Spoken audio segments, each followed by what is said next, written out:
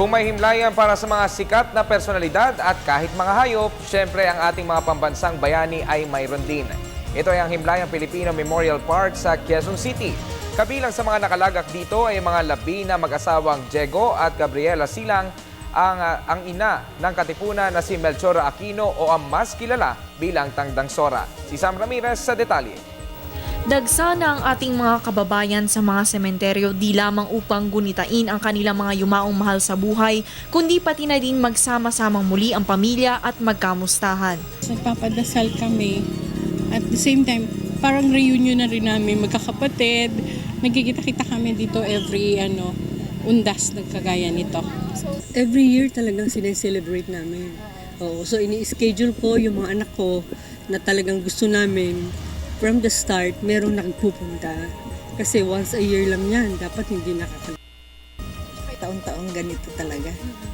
Di bali maubos lahat ng pera ko, basta makadala ko ng bulaklak sa Kasi yung mga nakilagay dito, pati sila, linalagyan ko na rin ng kandila, bulaklak.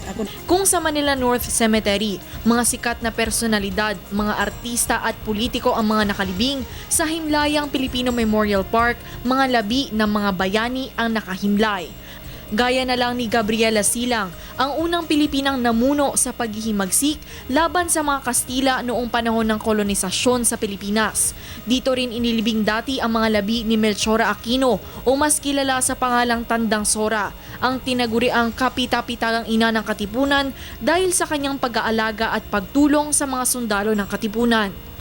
Dito rin nakalagak ang mga labi ni Emilio Jacinto, ang kinikilalang utak ng Katipunan at malapit na tagapayo ng ama ng Katipunan na si Andres Bonifacio.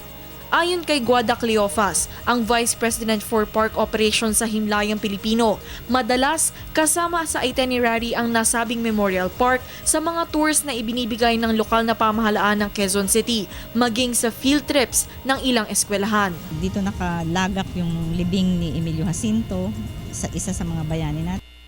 Dati, yung kay Tandang Sora nandito din.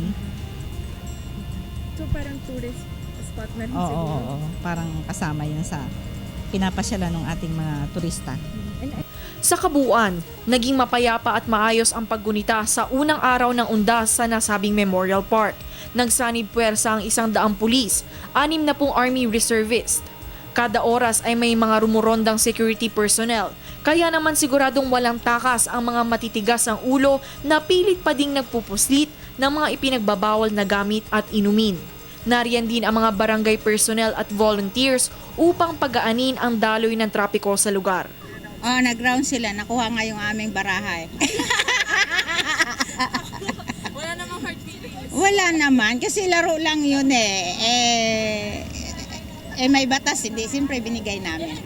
Pero maganda na ngayon dahil kumbaga nakagawa ng ating barangay kung paano makakaiwas sa mga traffic, yung mga sa lalabas, sa papasok. Maganda flow ng traffic ngayon. Hindi pa rin nung una, 1991, 1992, first time kami nakatira dyan, talagang makakaranas ka, talagang hindi gumagalaw ang traffic.